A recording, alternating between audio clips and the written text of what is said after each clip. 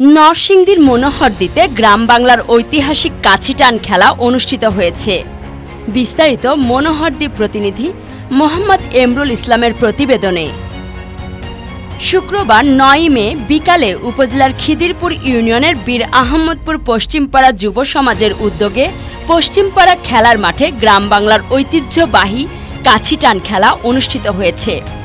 উক্ত খেলায় খিদিরপুর ইউনিয়ন পরিষদের ৯ নং ওয়ার্ড সাবেক মেম্বার শাহাবুদ্দিনের সভাপতিত্বে প্রধান অতিথি হিসেবে উপস্থিত ছিলেন সাগরদ্বীপ ব্রিক্স ফিল্ডের স্বত্বাধিকারী মোহাম্মদ মাইনউদ্দিন বাবলু।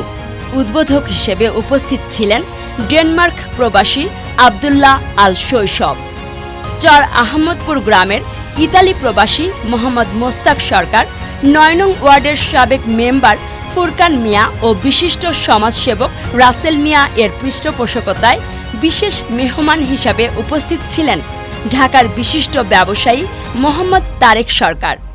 এছাড়াও বিশেষ অতিথি হিসেবে উপস্থিত ছিলেন বসন্ত বিলাস ফুড প্যারাডাইস এর পরিচালক মোহাম্মদ খায়রুল ইসলাম, মনোহরদী উপজেলা প্রেস ক্লাবের সম্মানিত সদস্য মোহাম্মদ হিমেল মিয়া প্রমুখ।